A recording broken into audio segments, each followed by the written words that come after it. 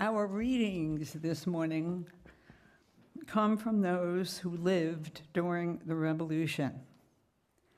I found them in an anthology of speeches by John Meacham that goes from Benjamin Franklin to Barack Obama, and I've just scratched the beginning.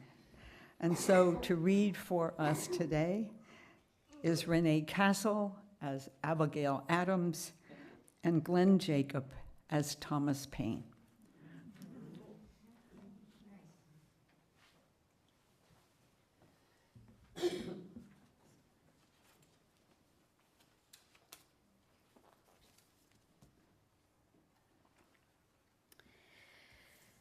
Remember the Ladies by Abigail Adams, 1744 through 1818, to her husband John Adams, Braintree, Massachusetts, March 31st, 1776.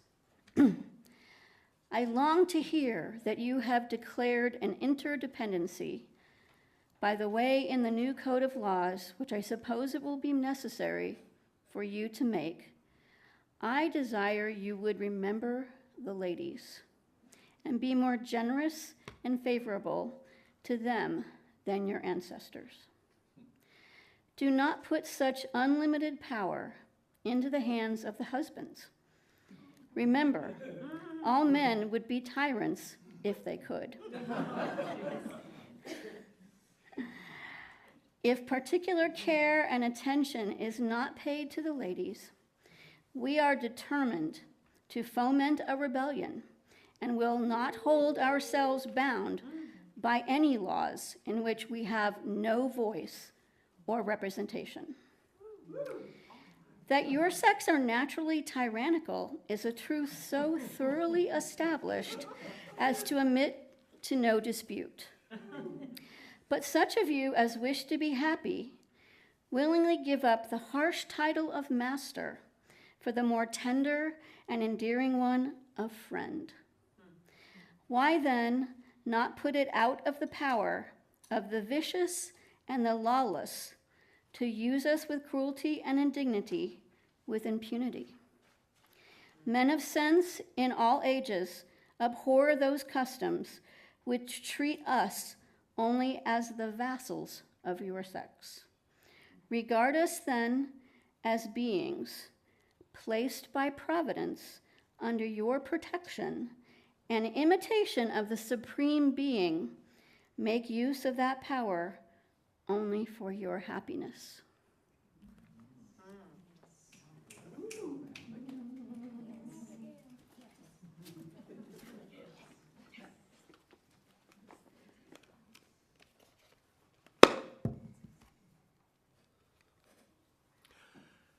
Excerpts from Common Sense, written by Thomas Paine in March 1776. No man was a warmer wisher for a reconciliation than myself. Before the fatal 19th of April, 1775, the day of the battles of Lexington and Concord. But the moments the event of that day was made known, I rejected the hardened, sullen-tempered Pharaoh of England forever, and disdained the wretch that, with the pretended title of father of his people, can unfeelingly hear of their slaughter and composedly sleep with their blood upon his soul. Where, say some, is the King of America? I'll tell you, friend, he reigns above and doth not make havoc of mankind like the royal brute of Great Britain, so far as we approve of monarchy. In America, the law is king. It again supposes that the king is wiser than those whom it has already supposed to be wiser than him. A mere absurdity. Of more worth is one honest man to society and in the sight of God than all the crowded ruffians that ever lived. A government of our own is our natural right, Ye that oppose independence, now ye know not what ye do. Ye are opening the door to eternal tyranny.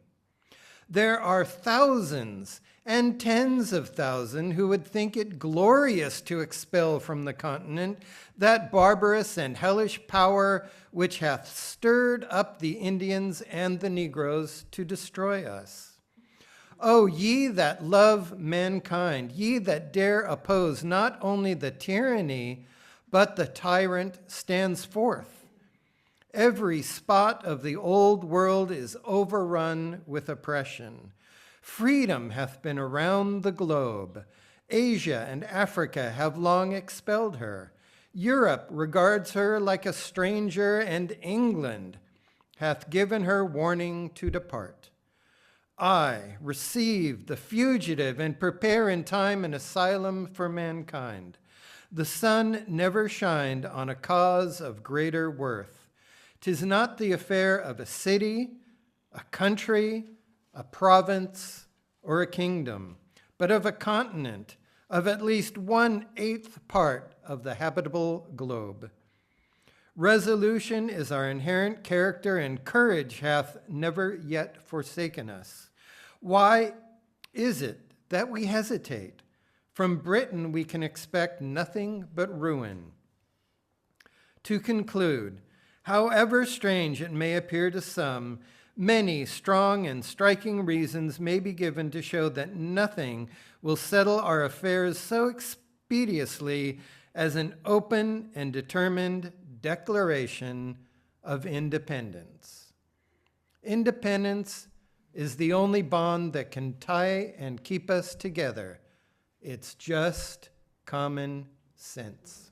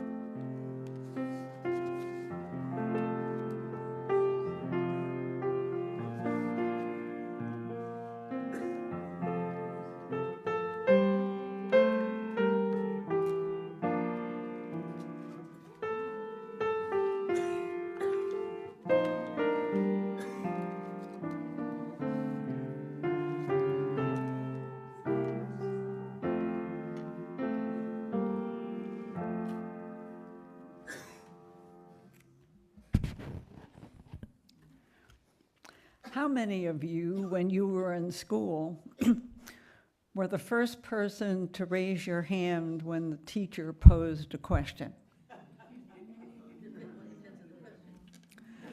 Such was the situation in which I found myself at a worship committee meeting, where Marilyn was inviting us to participate as worship leaders during the time when Reverend Eric was away.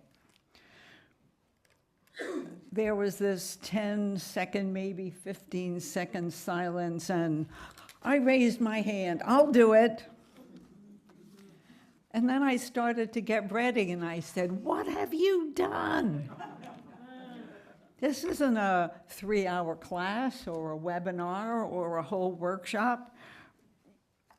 You have 20 minutes. Okay, let's go. The title that I chose for today is To Repair and Rebuild the Republic.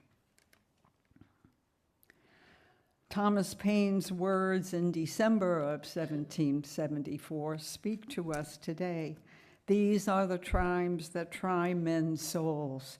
Indeed, the times that try the souls of all people.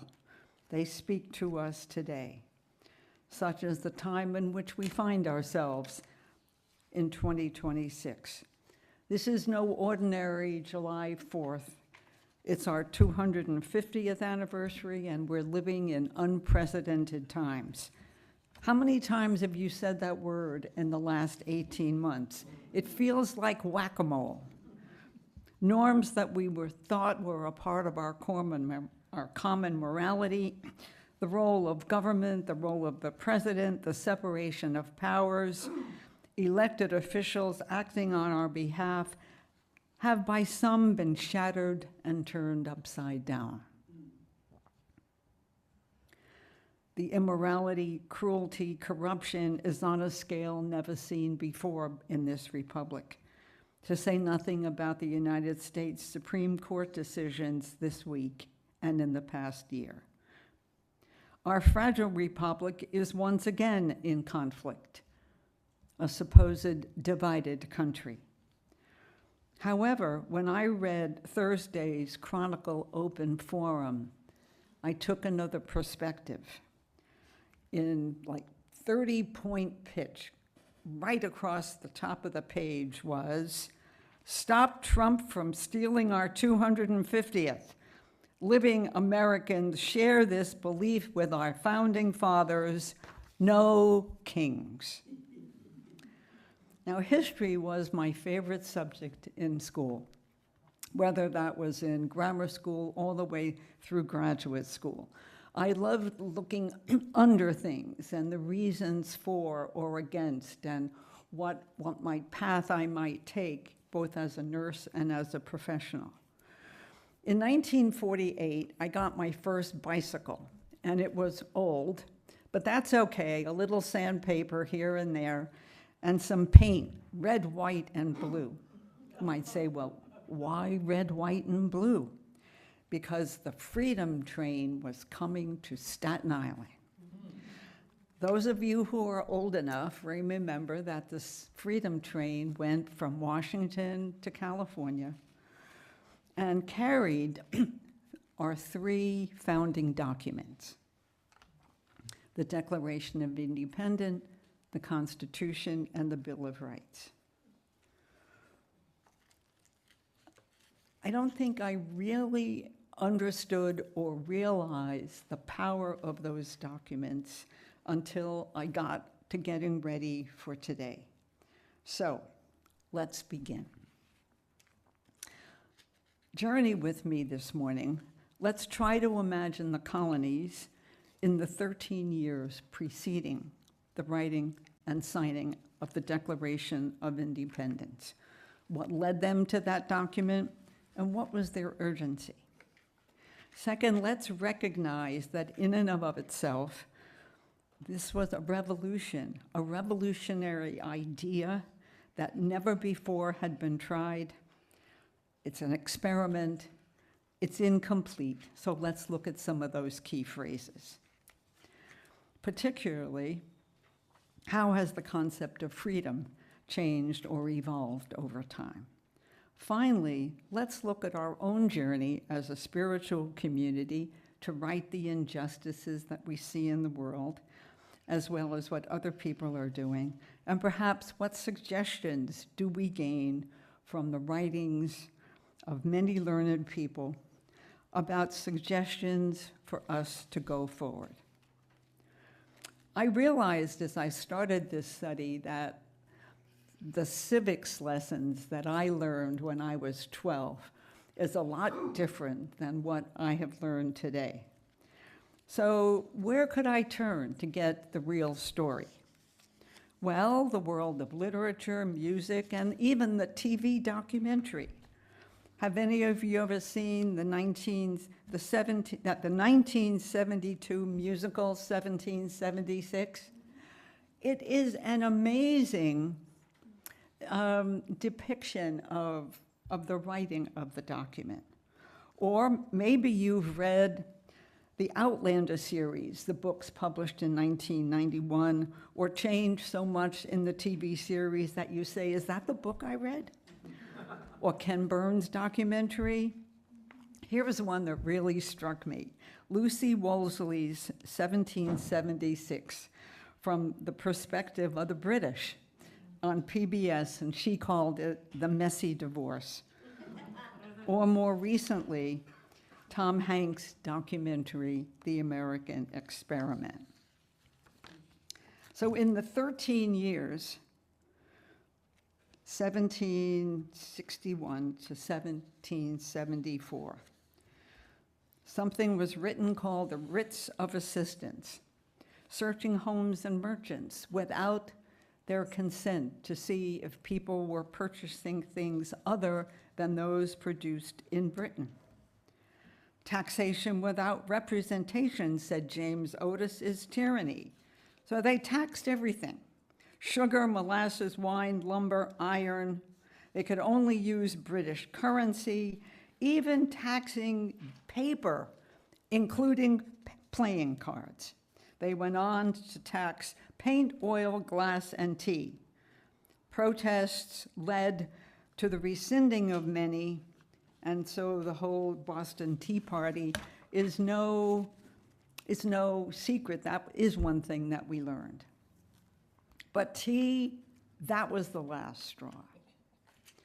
In September of 74 and 75, the Continental Congress had been meeting to look at how do they manage themselves. They were 13 individual colonies. They weren't connected. They each had their own legislatures. And so in 1774, and fall, in November, they sent a letter to King George in the hope of compromise and conciliation. By January of 1775, they had not had a response from the king. One of the books that I read is a Declaration of Independence for Children. And they remind children that in 1774, there was no internet, there was no telephone, there was no telegraph, and it took almost a month for that letter to get to King George. So the Patriots realized that they needed to do something on themselves, and they started to form militia.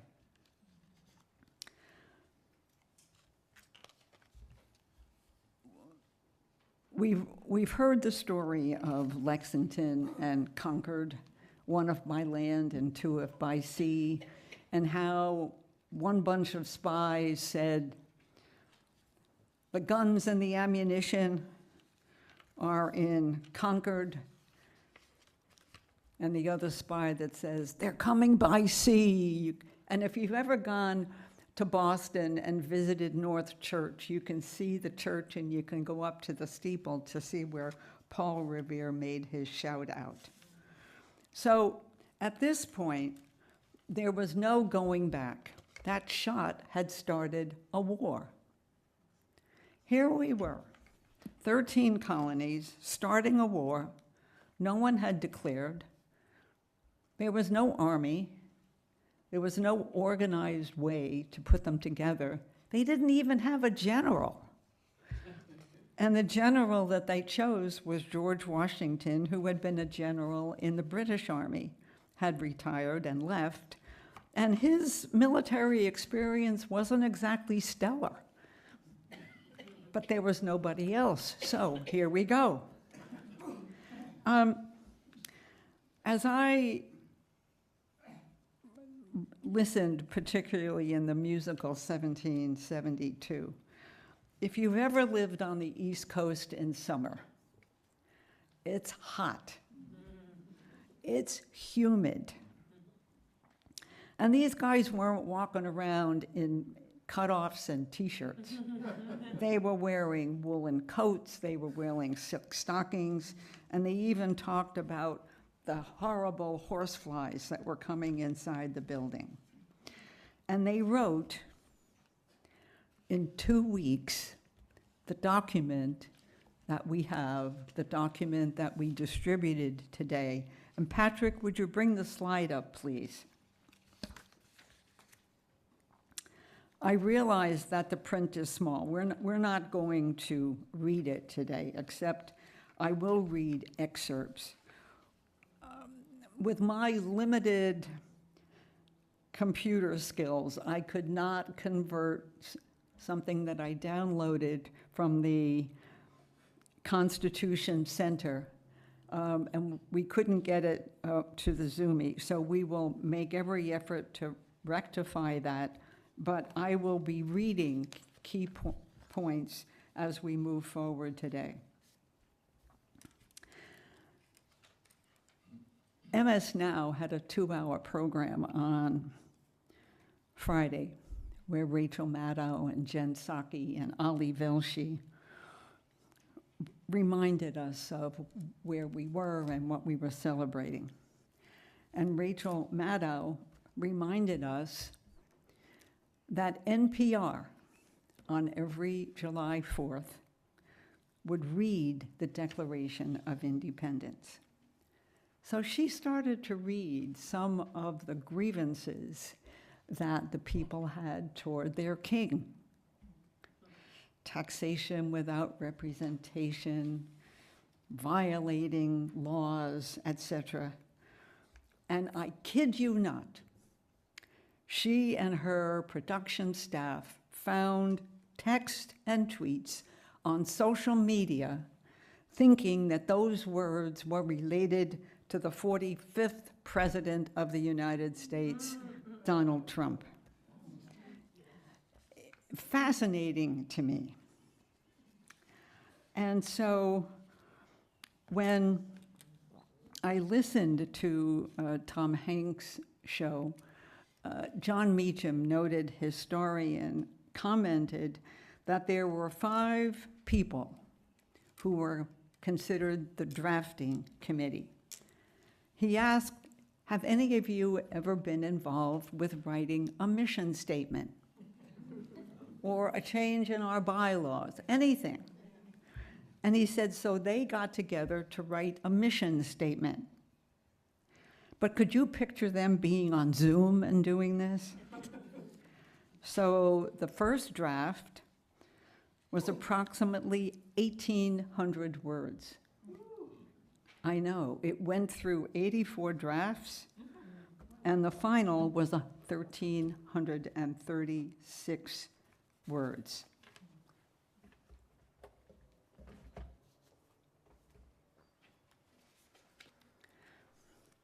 The only document that I could find that had the entire declaration with all of the words that were deleted, they were deleted and they're here in red and crossed out, were the words that had been included about slavery. He, King George, has incited treasonable insurrections of our fellow citizens with the allurement of forfeiture and confiscation of our property. He has waged cruel war against human nature itself, violating its most sacred right of life and liberty in persons of a distant people who never offended him, captivating and carrying them into slavery. And it goes on for quite a bit. We also can recall that the 56 signers of the Declaration of Independence had pledged to themselves that they would all have to agree. It couldn't be by what we call now, democratic rules, 5, 4, 7, 3, pick a number, but that it had to be everyone. And South Carolina and Georgia rejected the elements to delete slavery, and it led finally to the passing of the document we have today.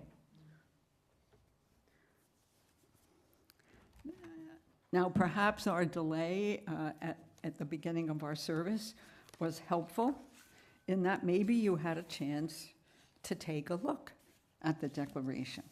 We are not going to read it today, but there were some words that struck me as much more appropriate and relevant to what we are talking about today.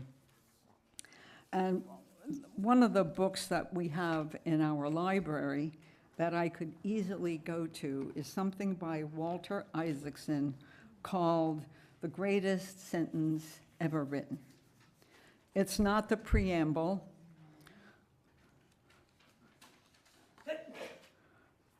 but the sentence that says, "We hold these truths to be self-evident, that all men are created equal, that they are endowed by their Creator with certain unalienable rights, that among them are life, liberty, and the pursuit of happiness." I encourage you and would be happy to loan anyone the book so that you can look at each of those words, where they came from and what the debate was about them. But we have limited time, so I'm going to concentrate on life, liberty, and the pursuit of happiness, which came from John Locke, an English philosopher. When men enter into a contract to empower a government, is done with the intention, in very one, the better, to preserve his liberty and property. Jefferson saw that to mean the pursuit of happiness. It is your right and your opportunity to seek fulfillment, meaning, and well-being, however you see it.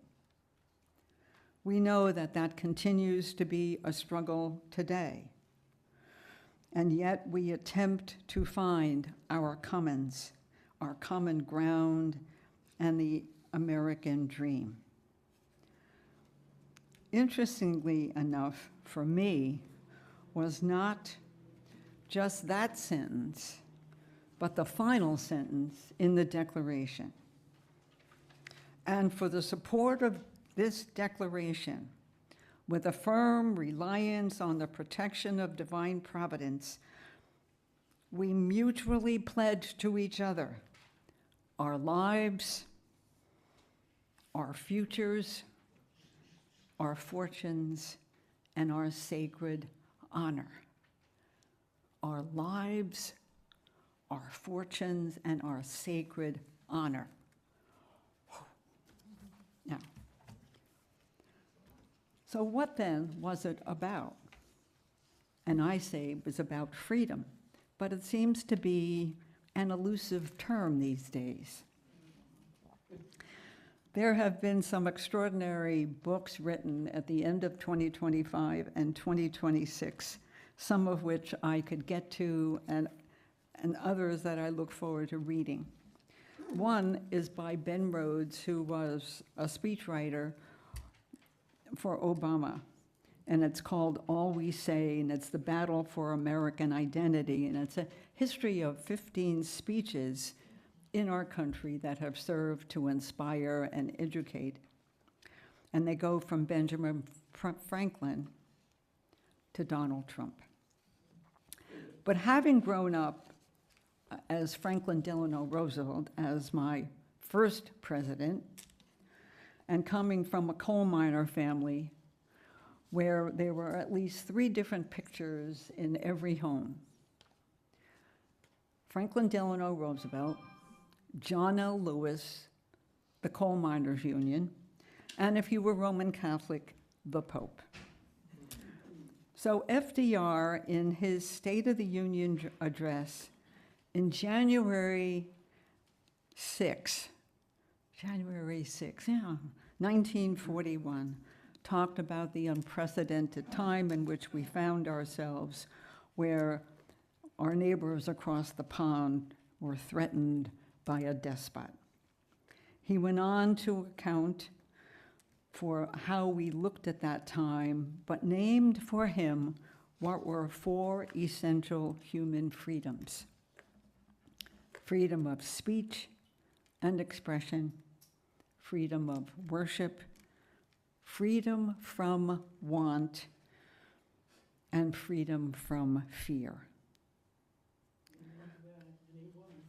20 years earlier, George Lakoff, a professor at Cal, and some of you may know from his book, Don't Think Like an Elephant, wrote a book called Whose Freedom? The Battle Over America's Most Important Idea. The book's thesis were there were 2 different moral and political worldviews dividing our country: traditional, progressive, country of activists consistently expanding our most treasured freedoms. You can name them: citizen participation, opportunity for jobs, worker rights, public education, people of all races, native-born, participating. With no dearth of recommendations in his book and all of the others about how we move forward. So I'm up here. I get to tell you what my wish list is. And as we move forward into the next phase of our living with this magnificent republic. In a CNN thing that Keith had on this morning, the interviewer asked John Meacham, well, don't you think it's amazing that this experiment lasted 250 years without a challenge? To which John responded, yeah, and only 25 amendments, and rather than 13 states, we now have 50. So here's my wish list. Affirm the progressive ideals that were previously outlined. And I remind myself that the word progressive is not an epithet. They are the values of our faith. So, get out the vote. Gain control of Congress, both houses. Third, we need to acknowledge an elephant in the room, and that was brought home to me by the United States Supreme Court decision in birthright citizenship. Although approved by 6-3, and it just as easily could have been 5-4, which for me meant it was too narrow and perhaps mischief can still happen. Heed the words of Justice Ketanji Brown Jackson in her concurring opinion. She referenced Isabel Wilkinson's ideas from her book, Caste, The Origins of Our Discontent, to support her argument about the 14th Amendment's purpose and the need to confront America's caste system. Jackson describes the Reconstruction Amendments as an anti-caste, anti-subordination reset for the nation, and emphasized that the 14th Amendment was enacted with the one pervading purpose of securing equal citizenship for the freed slaves. This framing echoes Wilkerson's own work, in which she talks about the metaphor of America as an old house. Anybody ever renovated a house? I renovated a Victorian in the Excelsior district of San Francisco. Every time I took down a piece of plasterboard, I found another problem. So, America is an old house, Wilkerson says. We can never declare the work over. When you live in an old house, you may not want to go into the basement after a storm to see what the rains have wrought. Choose not to look, however, at your own peril. The owner of the old house knows that whatever you are ignoring will never go away. Whatever is lurking will fester whether you choose to look or not. Ignorance is no protection from the consequence of action. So I suggest we rebuild and repair wisely. Get out the vote. And perhaps our first priority is to pass another Voting Rights Act. Rebuild and repair wisely. Andrew Weissman, former director of the FBI and lead prosecutor in the Mueller probe, wrote, "Liar's Kingdom, How to Stop Trump's Deceit and Save America." And he reminds us how the norms of how presidents acted for 250 years were norms. They were never legislated, they were never written, and we took them for granted. And so he speaks about the renovation of Notre Dame Cathedral. You remember there was a fire that destroyed a significant part of the roof. It was all wood. But they could save some of that wood. And when they rebuilt it, they used some of that wood new wood, put in smoke alarms, put in a security system. And he remembers Justice Ruth Bader Ginsburg saying that we could look to other countries, to look overseas, to remedy some of the things that need to be remedied.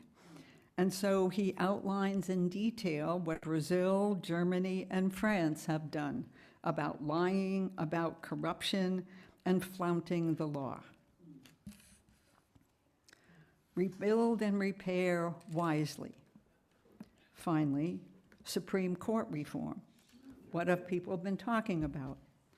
Ethics reforms, term limits, new appointments every 2 years, each president, perhaps expand the number. It's not a fixed number. What we cannot do is we cannot give up. I had uncles who fought in the Battle of the Bulge. And in 2013, while on sabbatical, I had the opportunity to study at Catholic University in Leuven, Belgium. It's both a medieval and modern city.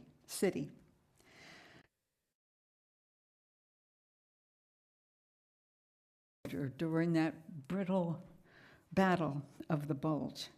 Oh, I remember you Yanks, and we were so grateful.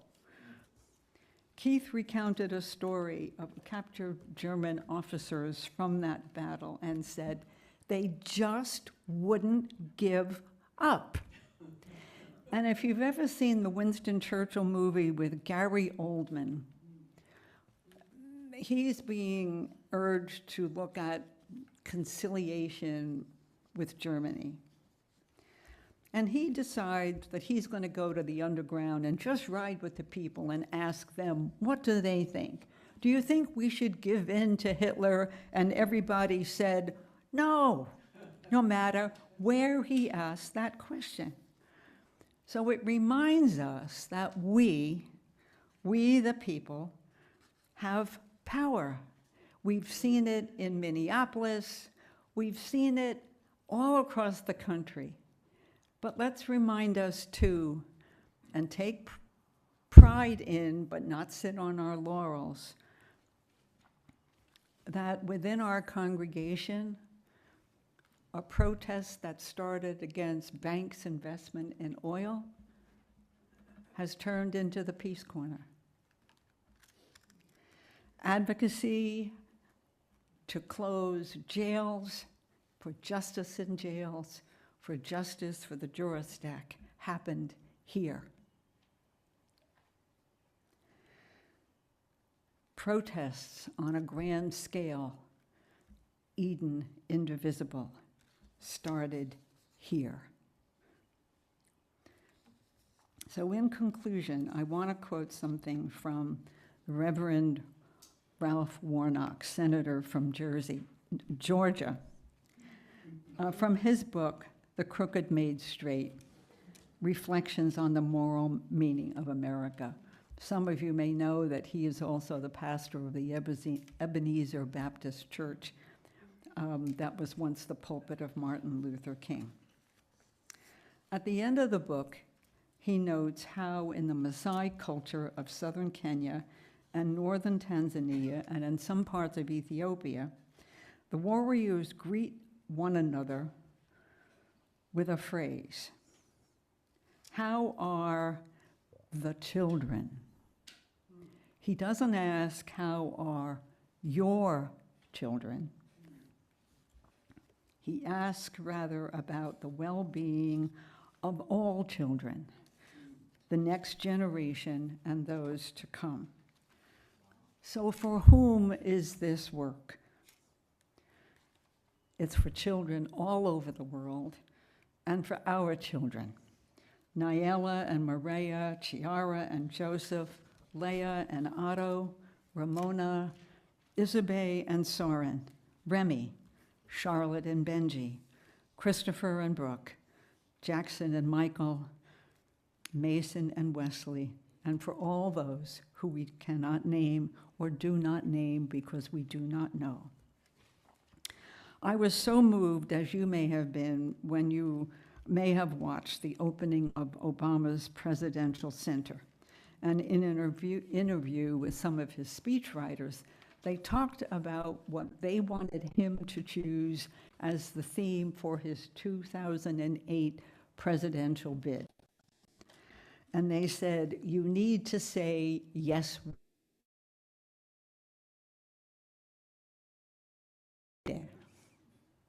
the farm workers, and he thought it might be inappropriate to take it from them.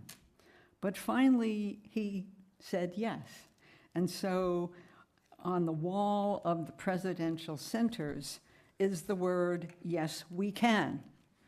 Our call today is, yes, we can. And finally, I leave you with the words of Albert Einstein. Did you know that his wife's name was Mileva? Life is like riding a bicycle.